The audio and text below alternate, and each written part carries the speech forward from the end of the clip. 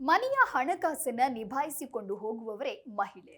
ಗಂಡು ಮಕ್ಕಳು ಎಷ್ಟೇ ದುಡಿದು ತಂದ್ರೂ ಮನೆ ಖರ್ಚು, ಮಕ್ಕಳ ಶಾಲೆಯ ಫೀಸ್, ಉಳಿತಾಯ ಹೀಗೆ ಎಲ್ಲ ಖರ್ಚು ವೆಚ್ಚಗಳನ್ನ ಅಚ್ಚುಕಟ್ಟಾಗಿ ನಿಭಾಯಿಸಿಕೊಂಡು ಹೋಗೋದ್ರಲ್ಲಿ ಹೆಣ್ಣು ಮಕ್ಕಳು ಒಂದು ಹೆಜ್ಜೆ ಮುಂದೆ ಇರ್ತಾರೆ. ಆದ್ರೆ ಪತಿಯು ಏನಾದ್ರೂ ಹೆಚ್ಚಿಗೆ ಖರ್ಚು ಮಾಡಿದ್ರೆ ಸಹಜವಾಗಿಯೇ ಪತ್ನಿ ಬೈಯೋದು ಗೊತ್ತೇ ಇದೆ. ಈಗ ಮಹಿಳೆಯೊಬ್ಬಳು ತನ್ನ ಪತ್ನಿಗೆ ಹೇಗೆ ಎಚ್ಚರಿಕೆ ನೀಡಿದ್ದಾಳೆ ಅನ್ನೋದಕ್ಕೆ ಇದುವೇ ಸಾಕ್ಷಿ. ತಿಂಗಳ ದಿನಸಿ ಸಾಮಗ್ರಿಗಳನ್ನ ಕೊಂಡುಕೊಳ್ಳಲು ಡಿಮಾರ್ಟ್ಗೆ ಹೋದ ಪತಿಗೆ ಪತ್ನಿ ದಿನಸಿ ಪಟ್ಟಿಯನ್ನ ನೀಡಿದ್ದಾಳೆ.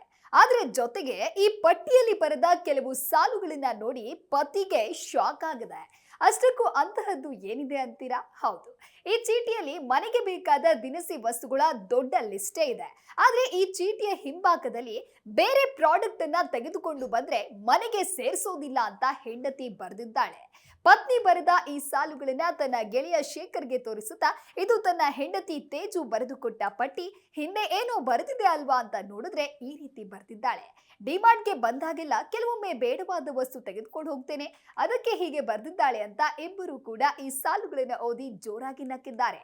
ಅದೇನೇ ಆಗ್ಲಿ, ಹೋಮ್ ಮಿನಿಸ್ಟರ್ ಆರ್ಡರ್ ಆಗಿದೆ ಅಂದ ಮೇಲೆ ಮೀರೋ ಮಾತೇ ಇಲ್ಲ ಅನ್ನೋದು ಇಲ್ಲಿ ಸ್ಪಷ್ಟವಾಗಿ ಕಾಣಿಸ್ತಾ ಇದೆ.